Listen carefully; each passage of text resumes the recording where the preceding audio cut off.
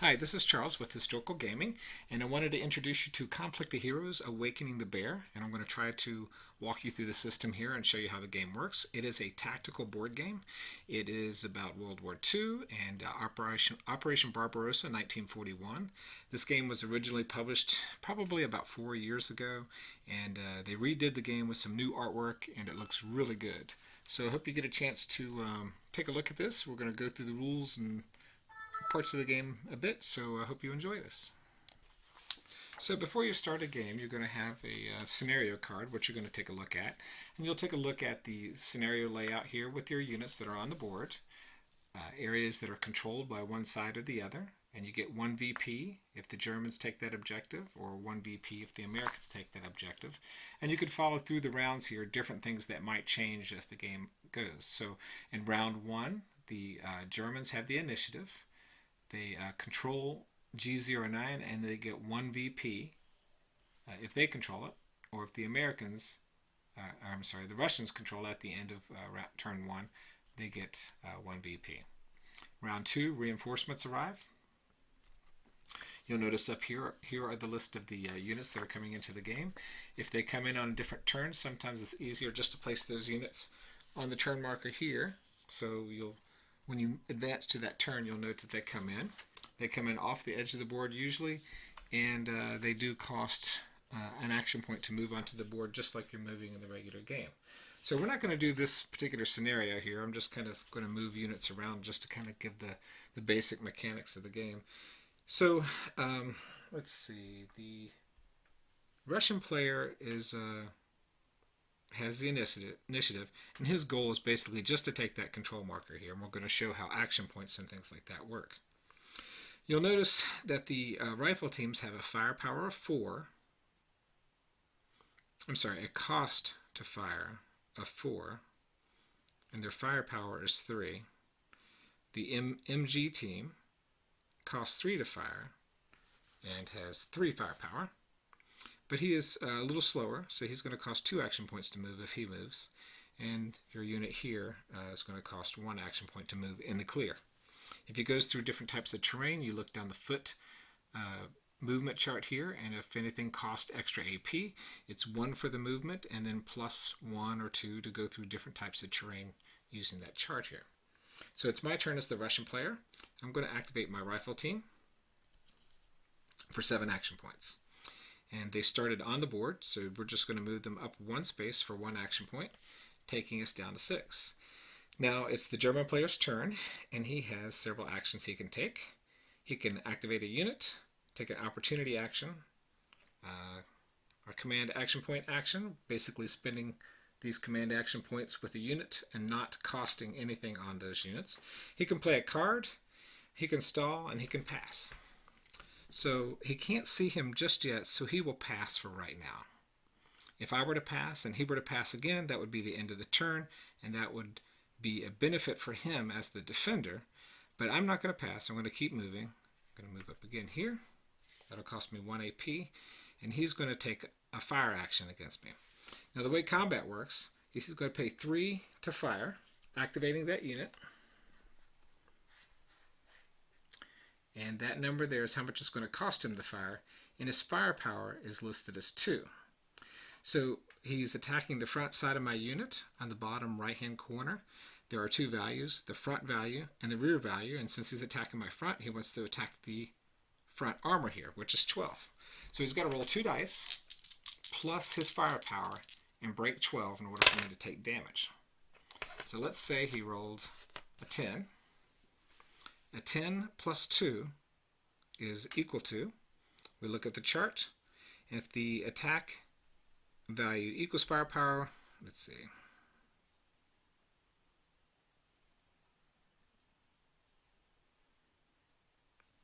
So if the attack value is greater than or equal to the defensive value, it's 1 hit. So we'll draw a random hit marker here, and we'll place it on our unit. Now our opponent doesn't get to see this, but they basically line up exactly with what the firepowers and all that is. So there is, he cannot fire. He cannot fire. He can still move, and his defensive rating went up 1 from the back, but down 2 from the front. So we're at 10, but we can still continue to move. The opponent doesn't know that, so we can continue to move. He's done his fire action. We have 4. So he's still got 4 action points left, and he's got enough activation points to fire again. So it cost him 3 again. He's got 1 left. He's going to fire again. He's going to roll 2 dice. He rolled a 4. 4 plus 2 is 6. 6 is not greater than 10, which is our new value, and he did not get enough to shoot. So we will move again. And he has nothing left to do. He could move if he wanted to, but he doesn't want to. So we're going to flip this unit for now and pass. And now for our last action, we will move into the woods here. That will cost us 2 action points to get there, and that's all we can do for now. Now, one thing we could have done, since he was already spent, we could have actually moved in front of here for 1 action point.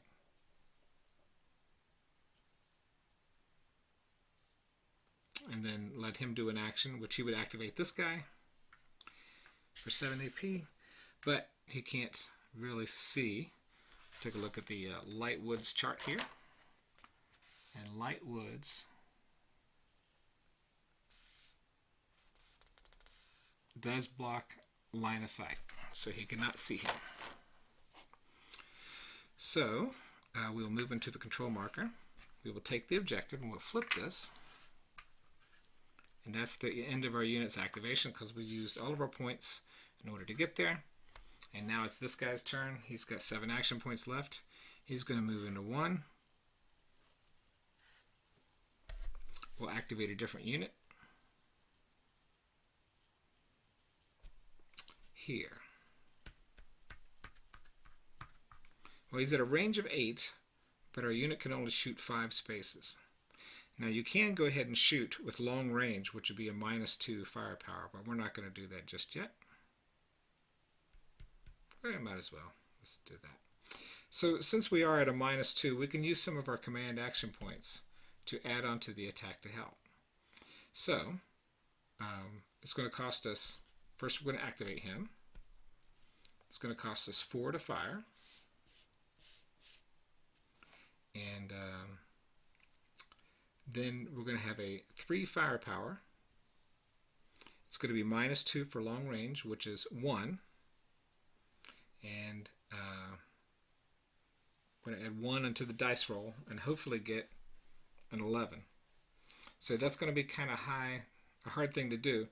We're going to take 2 of our command action points and add it onto our die roll, bringing us back up to 3. And 3 plus 8 is 11, and it's not enough to break that guy. So he will continue to move in. And moving into the woods, this Lightwoods is +0 foot action points. So he's okay there. We'll move this guy up into the woods.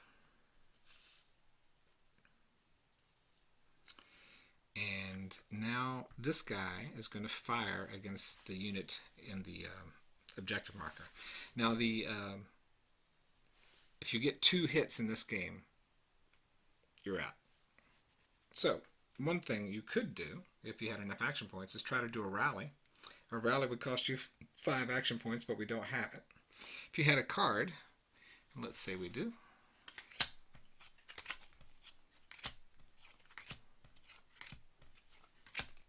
All kinds of fun cards in the game.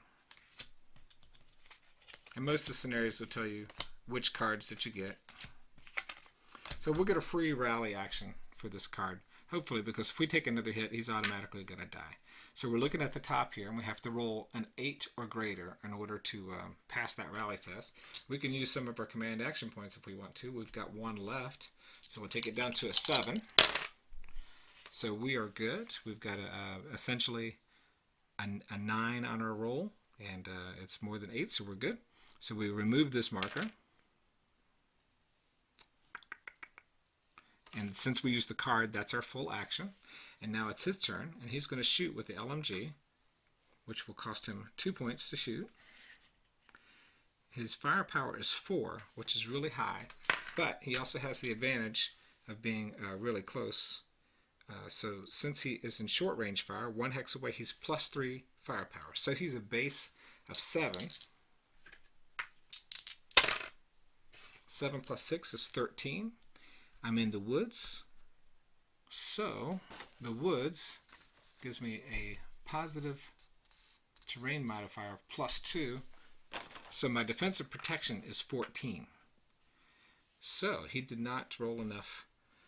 7 plus 8 is 15. Sorry, he did roll. So I take another hit of damage. And I pulled the infamous KIA. He's instantly dead. And VPs would be awarded. And he's able to now to move up for the remainder of his actions since that guy's gone. It's he did the shooting. It's my turn to activate and do something. And for his turn, he can basically move back up and take control of the marker by the end of the turn. That's a sample of how the game works back and forth.